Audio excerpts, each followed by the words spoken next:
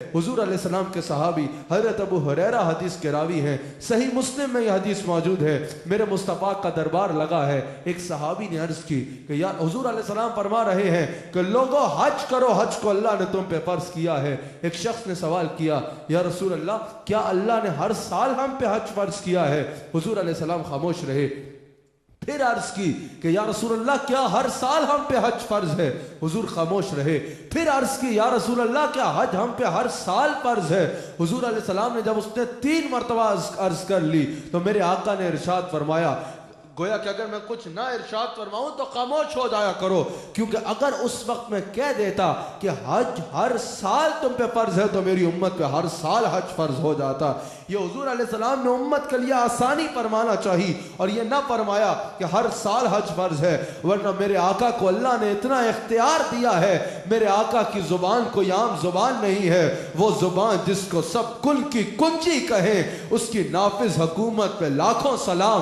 اگر ایک بار میرے مصطفیٰ کی زبان سے نکل جاتا کہ ہر سال حج فرض ہے تو امت مسلمہ پہ ہر سال حج فرض ہو جاتا، ہر سال حج فرض ہو جاتا۔ اور ابھی بھی آپ دیکھیں یہ حضور کا علم غیب بھی ہے کہ حضور نے آسانی فرمائی۔ ابھی بھی آپ دیکھیے اس وقت اربوں کی تعداد میں دنیا میں مسلمان موجود ہیں، اربوں کی تعداد میں دنیا میں مسلمان موجود ہیں، اور ان میں یقیناً کروڑوں مسلمان ایسے ہیں جو صاحب استطاعت ہیں اور ان پہ حج فرض ہو چکا ہے۔ اگر حضور ہر سال صاحب استطاعت لوگوں کے لیے حج فرض فرما دیتے، ارشاد فرما دیتے، تو وہاں جگہ کے مسائل اور مسائل یہ حضور علیہ السلام نے امت کے لیے آسانی فرمائی ہے۔ حج اسلام کے ارکان میں سے 4تھا رکن ہے۔ میرے آقا ارشاد فرماتے ہیں اسلام کی بنیاد 5 چیزوں پہ ہے۔ بخاری و مسلم میں یہ حدیث موجود ہے۔ پہلا میرے آقا نے ارشاد فرمایا توحید اور رسالت پہ ایمان ہے، دوسرا نماز ہے، تیسرا زکوٰۃ ہے، چوتھا درجہ حضور علیہ السلام نے حج کو عطا فرمایا، اور 5واں رمضان کے روزوں کا ذکر فرمایا۔ بخاری و مسلم میں یہ حدیث موجود ہے۔ حضرت ابو ہریرہ اس کے راوی ہیں۔ میرے آقا علیہ السلام سے ایک سائل نے سوال کیا کہ یا رسول اللہ اعمال میں سب سے افضل عمل کون سا ہے؟ سب سے افضل عمل کون سا ہے؟ حضور علیہ السلام نے فرمایا جہاد فی سبیل اللہ۔ عرض کی گئی یا رسول اللہ اور اعمال میں اس کے بعد سب سے افضل عمل کون سا ہے؟ حضور علیہ السلام نے فرمایا حج مبرور کرو، یہ اللہ کو سب سے زیادہ پسند ہے۔ اب حج مبرور کیا ہے؟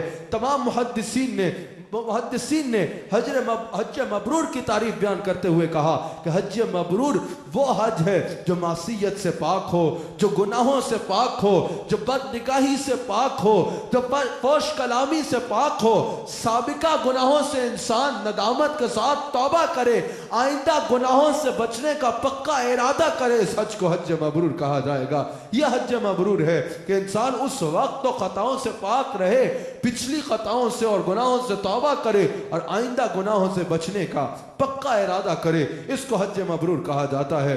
بعض لوگ ہم نے ایسے بھی دیکھے ہیں جو حج پہ جاتے ہیں تو وہاں پکنک کا ماحول بنایا ہوتا ہے، جیسے کسی ویکیشن پہ گھومنے پھرنے کے لیے آئے ہیں، اللہ کی طرف توجہ ہی نہیں ہوتی، بس رونقوں میں گم ہوتے ہیں، دنیا کی گپوں اور لطیفوں میں گم ہوتے ہیں، دوستوں یاروں کے ساتھ اول پل باتیں کر رہے ہوتے ہیں، کبھی میدان میں اور کبھی مزدلفہ میں۔ حضور علیہ السلام ارشاد فرماتے ہیں، بخاری و مسلم میں یہ حدیث موجود ہے، حضرت ابو ہریرہ اس کے راوی ہیں، میرے آقا علیہ السلام نے ارشاد فرمایا کہ جس نے حج کیا اور اس میں عورتوں کی طرف راغب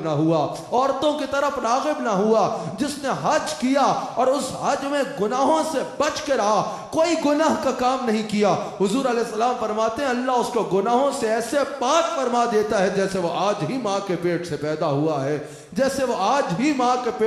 ہوا ہے،